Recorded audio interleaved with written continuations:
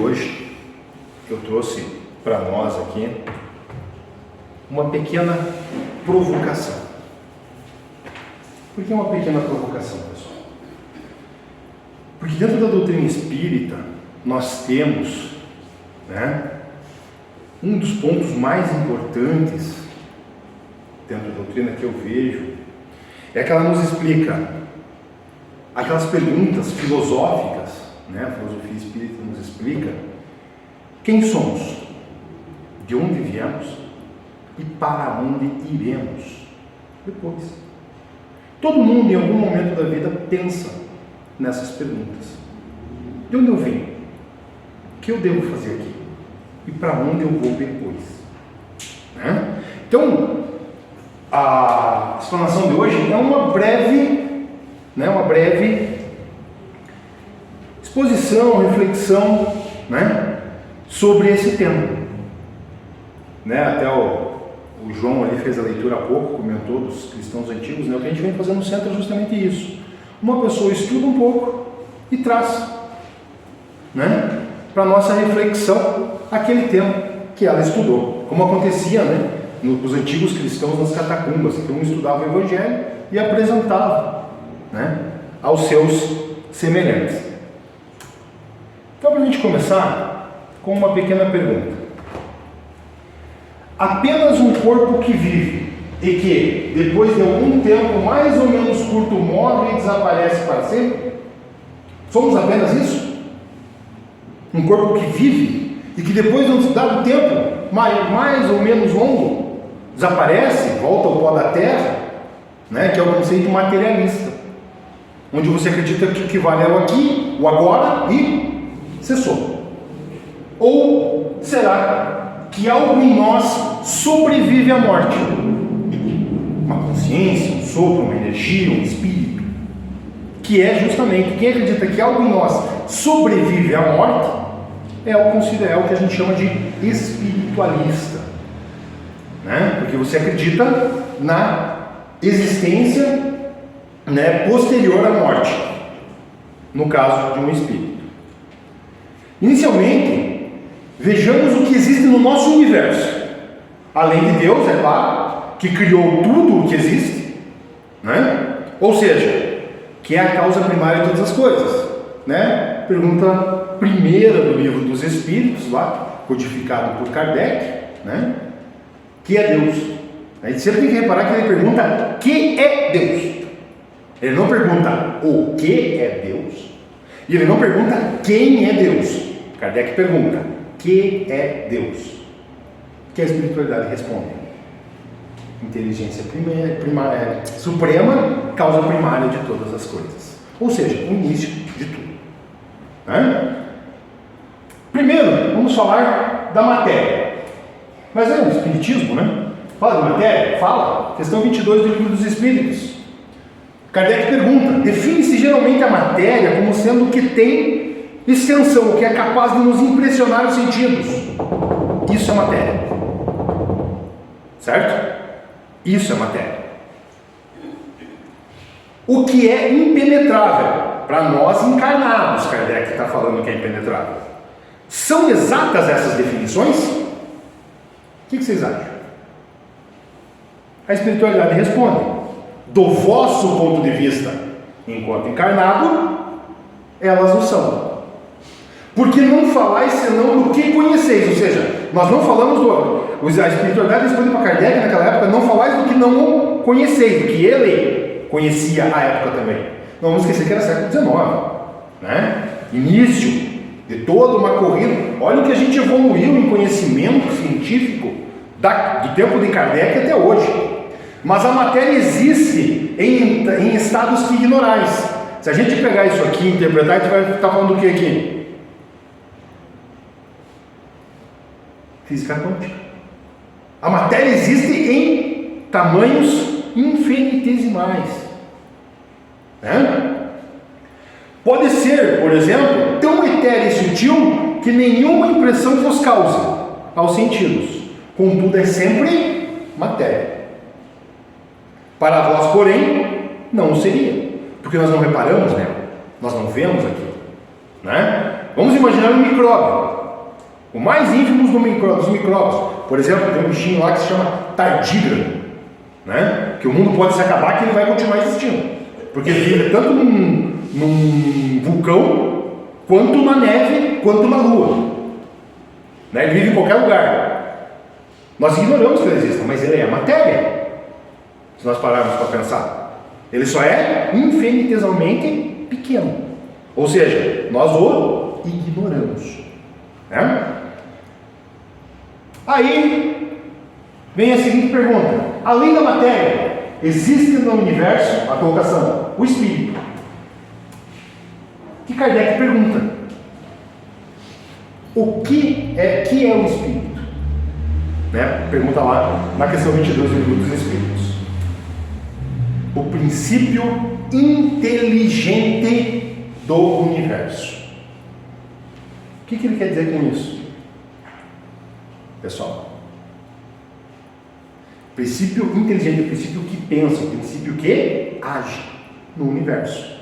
Reparem que ele coloca aí a espiritualidade, no caso, responde do universo, não da Terra. Porque nós sabemos, né, que o universo é povoado em todos os orbes, né, em todo o seu espaço é povoado, como a gente vai ver um pouquinho para frente. Qual a natureza íntima do espírito?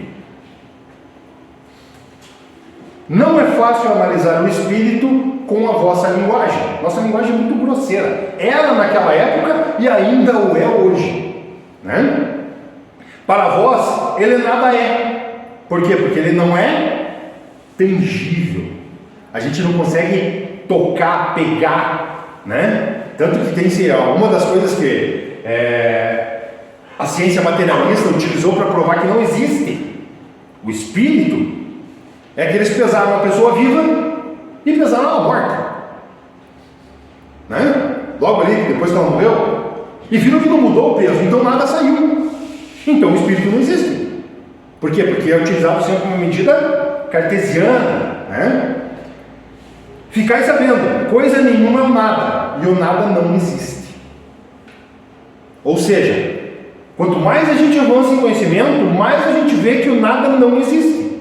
Hoje existe matéria escura, hoje existe física quântica, hoje nós descobrimos que nós somos compostos de nada. Se a gente olhar na física quântica, nós somos compostos de nada, somos compostos de vazio, nossos átomos são basicamente vazios. Se a gente for verificar uma pesquisa científica, vai falar isso. O espaço entre um átomo, né, dentro do átomo, próton e elétron, se a gente fosse ampliar o tamanho que a gente pudesse ver, seria imenso. Ou seja, somos compostos de pequenos espaços vazios, que dentro de uma sintonia se tornam alguma coisa. Essa é uma frase muito conhecida no meio espírita. A alma dorme na terra, sonha no vegetal, agita-se no animal e acorda no homem. De quem que é essa frase, pessoal? Ela é atribuída a Leon Denis, né? Na realidade, a frase verdadeira está abaixo ali em negrito. Na planta, a inteligência dormita. No animal, sonha. Só no homem acorda, conhece-se, possui-se e se torna consciente, né? A partir daí, o progresso de alguma sorte fatal nas formas inferiores da natureza só se pode realizar pelo acordo da vontade humana com as leis eternas. Ou seja, só essa frase aqui daria uma noite inteira para a gente conversar sobre esse assunto. Mas só pegando rapidamente, por que é colocado dessa maneira? Como o espírito é criado mesmo? Todos sempre simples e ignorantes. Vocês querem? A diferença que faz nisso, para o nosso entendimento, é uma coisa imensa. Por quê? Dentro do sincretismo católico, o que o sincretismo católico prega? Ele prega a perda do paraíso, não é? Adão e Eva, pecado original, são expulsos do paraíso e hoje tentam chegar a Deus. O Espiritismo, assim como diversas religiões orientais, não acredita nisso. Nós somos criados simples e ignorantes e temos apenas um sentido. Nós não caímos, nós somente evoluímos. Né? Então a gente sempre está mais perto do Pai. Quanto mais perfeito, mais perto dele. Nós nunca caímos. Eles consideram que foram criados perfeitos e caíram no paraíso. Isso faz toda a diferença, por quê? Porque não existe aquela questão do pecado e tudo mais, e a expiação e o castigo. Para nós, o que existe, pessoal? Aprendizado. É isso que existe para nós. Aprendizado. Ora mais devagar, ora mais rápida, ora erramos e estacionamos, mas sempre vamos evoluir. Não sofremos castigos. Nos é apresentada a prova novamente, mas o mundo não esconde. Por isso, Leonini diz: na planta a inteligência dormita, o animal sonha. Por quê? Porque o animal não pensa, ele é reflexo de ações. Ele pode ser adestrado para falar palavras, por exemplo, o papagaio, para cumprir ações do cachorro ou outro animal, mas ele não pensa por si, ele não pinta, ele não cria uma música, ele não resolve um problema matemático. Ele tem um princípio inteligente, mas ele não é espírito. Só no homem acorda, conhece-se, possui-se e se torna consciente. A partir daí, de alguma sorte fatal nas formas inferiores da natureza, ou seja, enquanto animal, você evolui pelas suas ações. Você não tem a lei de causa e efeito ainda, você não tem o seu livre-arbítrio. Você vai ter esse livre-arbítrio a partir do momento em que você está no estágio hominal, que você é um humano, um homem, certo? E isso, pessoal, mas então o estágio hominal só existe na Terra. Nos outros orbes, nos outros planetas, existem espíritos assim como nós em um mesmo estágio, talvez numa outra formatação física, mas assim como nós no mesmo estágio evolutivo, certo? Que a gente também chama de, nós como seres humanos, de humanidade, né? Mas a gente vai ver um pouco mais para frente. Leon Denis, né? Isso se encontra no livro O Problema do Ser, do Destino e da Dor, lá na página 123, né? Mas existe uma ligação entre os espíritos e a matéria?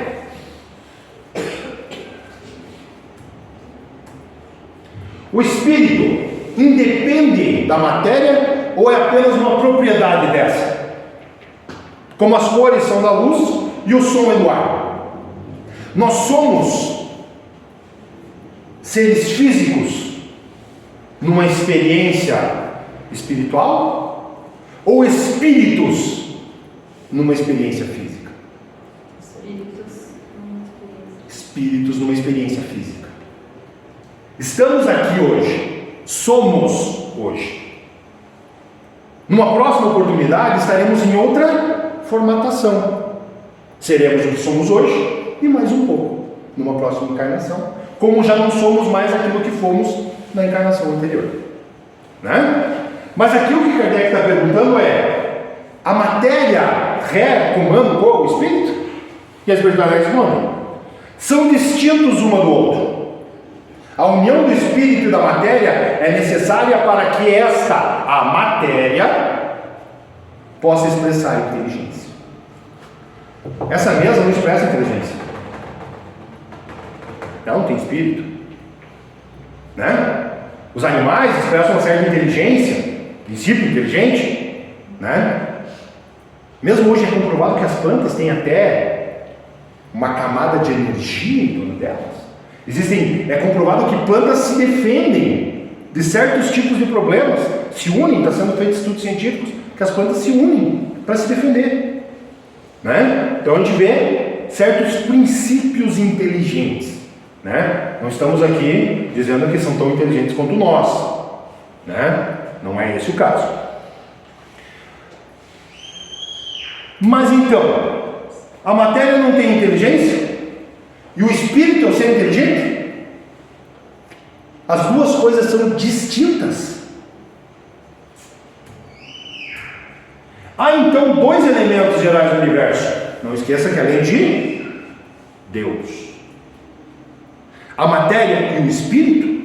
Kardec pergunta, e a espiritualidade responde: sim, e acima de tudo, Deus, o Criador, o Pai de todas as coisas. Deus, espírito e matéria, o princípio de tudo o que existe, a trindade universal. Deus, espírito e matéria. Continuando, o espírito, princípio inteligente, ao entrar na humanidade, passa a ser denominado espírito, com E maiúsculo. Certo? Que definição se pode dar dos espíritos, pessoal? Questão 76 também do Livro dos Espíritos. Pode-se dizer que os espíritos são os seres inteligentes da criação, povoam o universo fora do mundo material. Certo? Nota, a palavra espírito é empregada aqui para designar as individualidades dos seres extracorpóreos e não mais o elemento inteligente universal.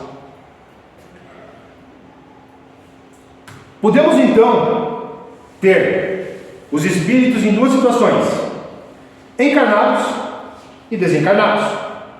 Certo? Vamos lá. O que é a alma?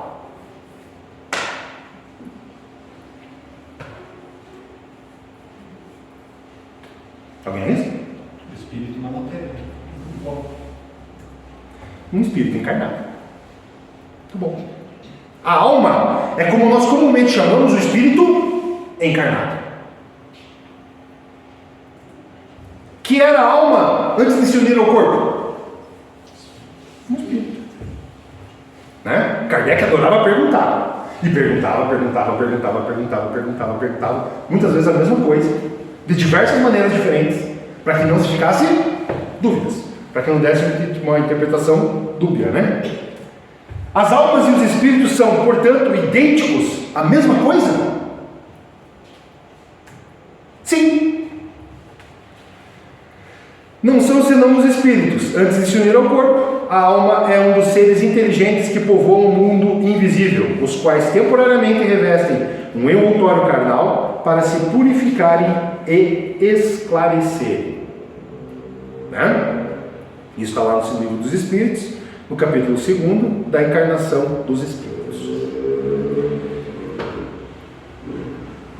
Mas então, Deus teria criado os espíritos como um ser especial? Existem seres especiais na criação? Existem prediletos de Deus? Não. Deus é Pai de tudo. Da plantinha ao elefante, ao homem, Deus criou tudo, né? Os espíritos não são, como supõem muitas pessoas, uma classe à parte da criação. Porém, as almas, despidas do seu envoltório corporal, como a gente viu lá há pouco, daqueles que viveram na Terra ou em outros mundos. Como nós sabemos, existe esse trânsito constante. Não é uma coisa distante, que de tempos em tempos acontece, não. Esse trânsito de espíritos entre os orbes é constante dos outros mundos. Não são eventos, como é falado na Gênesis, lá no capítulo 18, é dito que, mesmo a nossa transição planetária não acontecerá de um choque, ele acontecerá naturalmente, organicamente, né? Aquele que admite a sobrevivência da alma ao corpo, admite, pelo mesmo motivo, a existência dos espíritos. Negar os espíritos seria negar a alma, uma vez que a alma é apenas o espírito encarnado. Continuando aqui, faz-se geralmente uma ideia muito errônea do estado dos espíritos. Eles não são, como alguns acreditam, seres vagos e indefinidos, né? Com um lençol por cima da cabeça, puxando correntes, como a gente vê na mitologia do cinema, né? Nem chamas semelhantes ao fogo fato, né? Que é aquele fogo gerado pelos ossos dos animais em putrefação, né? O conhecido boitatá também, né? nem fantasmas como pintam os contos das almas do outro mundo. São seres nossos semelhantes, tendo como nós um corpo, mas mais fluídico e invisível no estado normal. Certo? Ou seja, os espíritos não são seres especiais. Não é porque desencarna que se torna, dentro de uma falta de um termo melhor, um gênio. Ou se torna um ser especial porque desencarnou. Né? Nós temos muito hábito, às vezes as pessoas vêm a desencarnar, quando a pessoa desencarna, daí ela era boa. Em vida, podia, né, desculpa o termo, ser um cão, mas desencarnou é boa. Né? Isso acontece com celebridades, você vê a vida pregressa da celebridade é uma coisa terrível. Desencarna, não, agora se tornou uma boa, né? Não, ela continua sendo como ela era aqui, e vai retomando sua consciência, noção do que ocorreu, e prepara uma nova reencarnação e retorna para cá para quê? Para lidar com os mesmos erros que ele conseguiu resolver antes. Né? Só apenas passou para o mundo invisível. Vemos que os espíritos são almas dos homens cujos corpos morreram e passaram para o mundo espiritual. Pessoal, esse mundo espiritual não é um local especial da criação, é aqui, numa frequência, falando, né, de física quântica, diferente da nossa, e que alguns de nós ostensivamente conseguem uma comunicação. Todos nós o conseguimos. Os mais fortes, os mais fracos seriam os médiums, os meios de comunicação. Levam com eles o corpo espiritual, que lhes mantém a forma aproximada que tinham na última encarnação. Né? Ou seja, ele mantém a própria forma quando desencarna. E quando ele toma consciência das reencarnações dele, ele pode tomar a forma que melhor lhe representa. Ou seja, a forma que ele gosta mais. Os espíritos não são, portanto, entes abstratos e vagos, indefinidos, mas seres concretos e circunscritos, os quais só faltam serem invisíveis, para se assemelharem aos humanos. Donde se segue que, se em dado momento pudesse se levantar o véu que nos esconde, né, nós pudéssemos enxergar na frequência deles, eles formariam uma população cercando-nos por toda a parte. Ou seja, o plano espiritual é aqui, conosco. Né? Isso está no livro que é o Espiritismo. Dando sequência aqui, esses espíritos em grande número permanecem nas proximidades da crosta terrestre, de modo que sempre temos observadores. Né? Paulo de Tarso falava sobre isso, né? Temos muitas testemunhas. Os espíritos estão em toda parte, ao nosso lado, acotovelando-se e observando-nos sem cessar, por sua presença incessante entre nós. Desempenham um papel importante no mundo moral, e até certo ponto no físico. Constituem, se podemos dizer, uma das forças da natureza. Nós apenas ainda não estamos aptos a trabalhar com ela. Existem hoje cientistas que estão pesquisando o espírito, a reencarnação e tudo mais, para comprovar cientificamente. Né? O espiritismo sendo uma ciência de observação do século XIX, né? Hoje, nossos meios científicos são muito mais rigorosos, por assim dizer. Mas, se Kardec fizesse hoje as mesmas experiências que fez à época, seria comprovado. Porque ele fez extenuantemente suas experiências. Mas então, o que de fato são os espíritos? E o ser humano, como podemos descrevê-lo? Os espíritos são seres individuais, têm um envoltório imponderável, chamado perispírito, espécie de corpo fluídico, tipo da forma humana, povoam os espaços e constituem o mundo invisível. Esses são os espíritos desencarnados. Né? Os espíritos encarnados ou almas estão conosco. Certo? É importante ver essa questão dos seres individuais, que ele é a diferença da metempsicose, de algumas orientações religiosas orientais, que eles dizem que quando você chega ao ponto máximo da evolução, o que nós chamaríamos de espíritos puros ou perfeitos, você volta para o e perde a sua individualidade, né? O Espiritismo diz que não, você sempre vai manter a sua individualidade a partir do momento em que você foi criado. Você nunca vai deixar de ser você, no caso, nunca vai deixar de ter a sua consciência, né? De todas as experiências que você segue na vida. Mas o perispírito, o que é? O espírito, propriamente dito, não tem nenhuma cobertura. Ou, como pretendem alguns, ele está envolto numa substância qualquer. Questão 93 de O Livro dos Espíritos. Envolve uma substância vaporosa para ti, mas ainda bastante grosseira para nós. Assaz vaporosa, entretanto, para poder elevar-se na atmosfera e transportar-se aonde eu queira. Eu li no Livro dos Médiuns outro dia que é uma espécie de energia que forma o perispírito. Kardec utiliza o termo aqui vaporoso, né, pelo modo como a gente vê, mas é uma espécie de energia meio tremida, pelo que eu pude entender no que eu li no Livro dos Médiuns. Está lá no capítulo 2º ou 3º, salvo engano. Ele fala lá. Isso, pessoal, essa substância, ela é retirada da onde?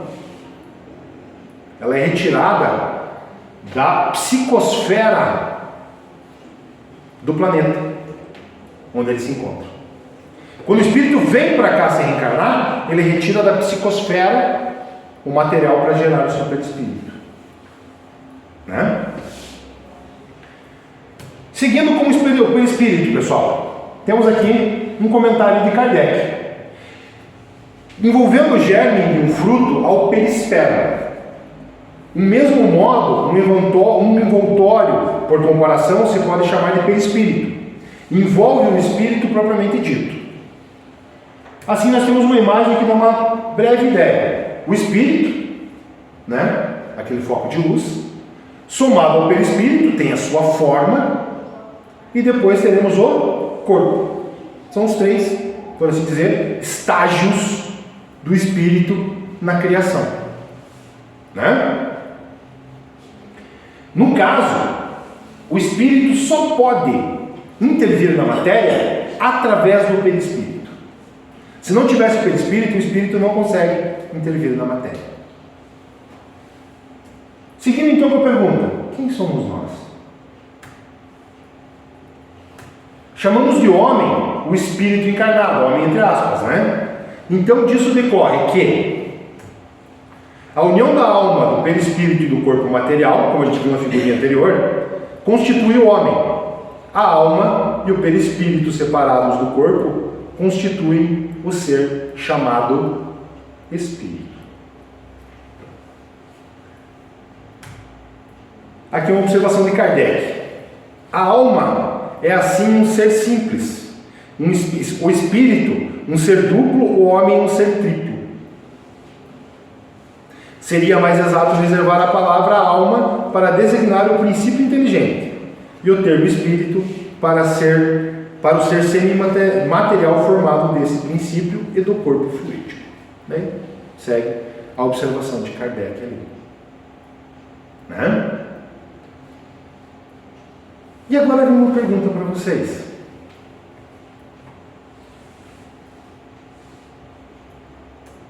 E humanidade? A que se refere o termo humanidade?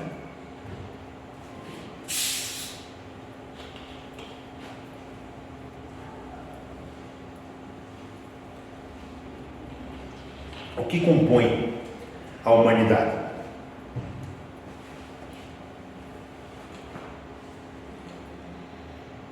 Os espíritos revestidos de seus corpos materiais constituem a humanidade, ou mundo corporal visível.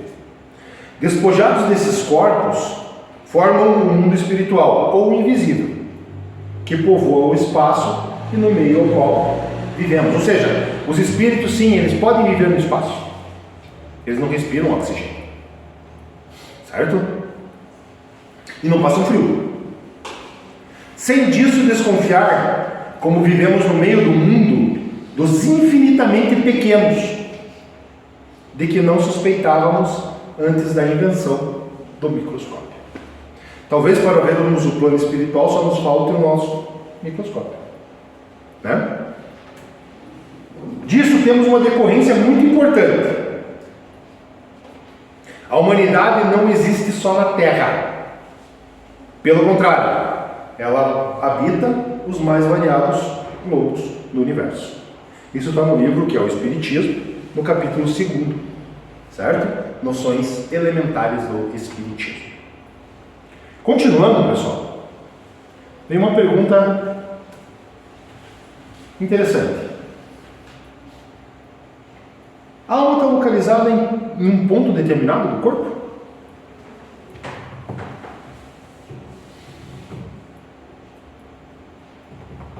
O que vocês acham? Lembra da figurinha de agora há pouco? Espírito, perispírito e corpo. Perispírito é exatamente igual ao corpo, né? Que é a forma do espírito dentro do nosso mundo. Vejamos o que os espíritos superiores nos ensinam. Qual a sede da alma? A alma não está, como geralmente se crê, localizada num ponto particular do corpo. Ela forma, como o perispírito, um conjunto fluídico, penetrável, assimilando-se ao corpo inteiro. O espírito, pessoal, é o princípio inteligente do corpo. O cérebro é a ferramenta do espírito, mas ele comanda o corpo inteiro. Tanto que quando uma pessoa tem um membro amputado, é chamado que a pessoa ela ainda tem a sensação de ter aquele membro. É chamado de membro fantasma. Porque o espírito continua, o perispírito continua, ele não perde aquele pedaço do perispírito dele. Se ele se viu a vida inteira, com 2 braços, e em dado momento da vida ele perde um braço, o que forma o perispírito? É o espírito, é a consciência, né? Só porque ele perdeu num acidente um braço, uma perna, a consciência dele já assimilou que ele não tem aquilo? Não. O espírito dele não assimilou ainda que ele não tem aquela perna. Então por isso que ele ainda tem aquela sensação de ainda ter.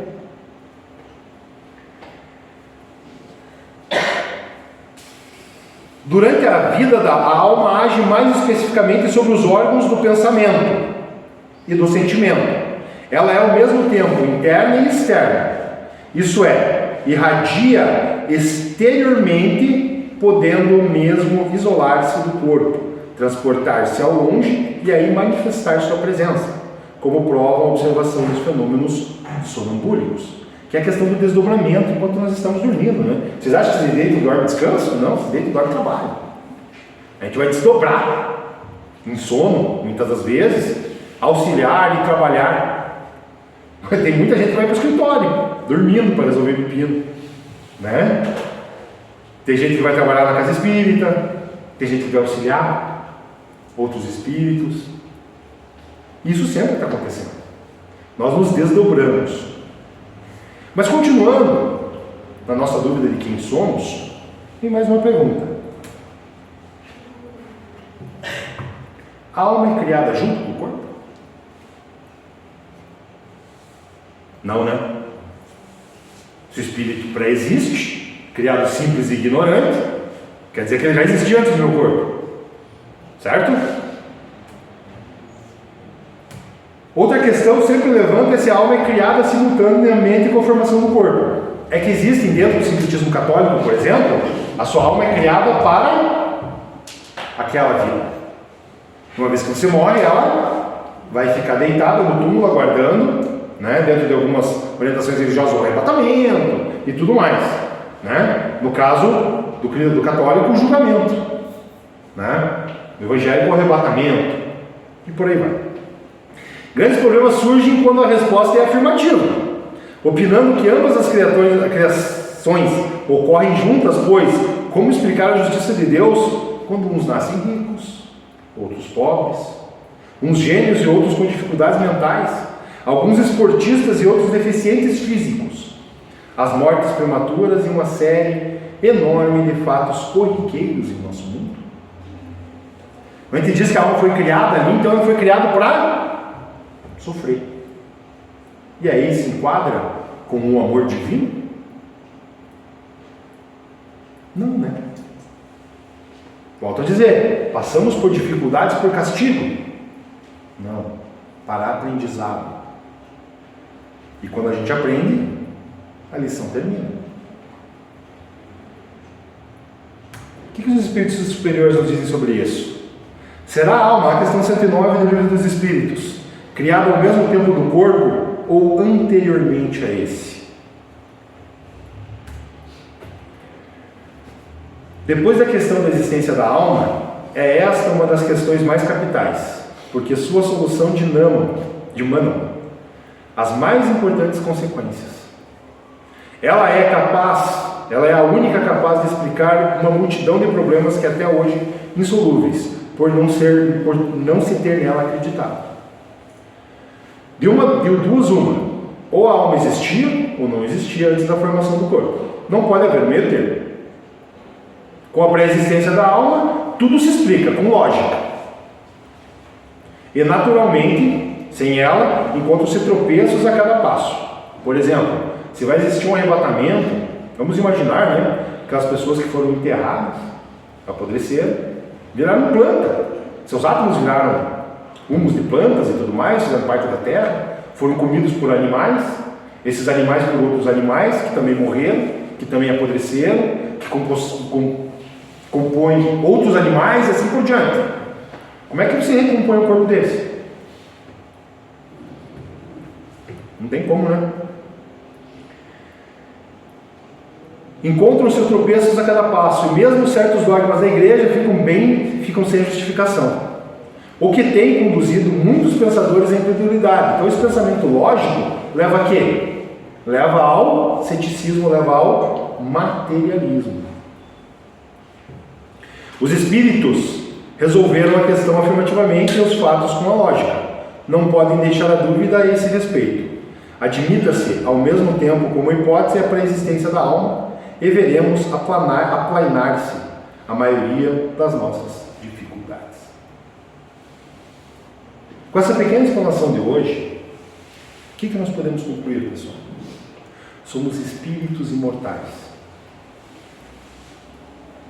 que estamos em uma experiência física de aprendizado, que já estivemos aqui antes e estaremos aqui com certeza depois. Tudo isso que a gente viu hoje aqui rapidamente foi justamente para a gente tentar ter um pouquinho mais de entendimento, né, também do que a doutrina espírita nos traz, né? Falamos de Deus muitas vezes porque falamos da sua criação, falamos das suas leis e de suas regras. Com isso eu concluo a exposição de hoje. Agradeço a atenção. Muito obrigado.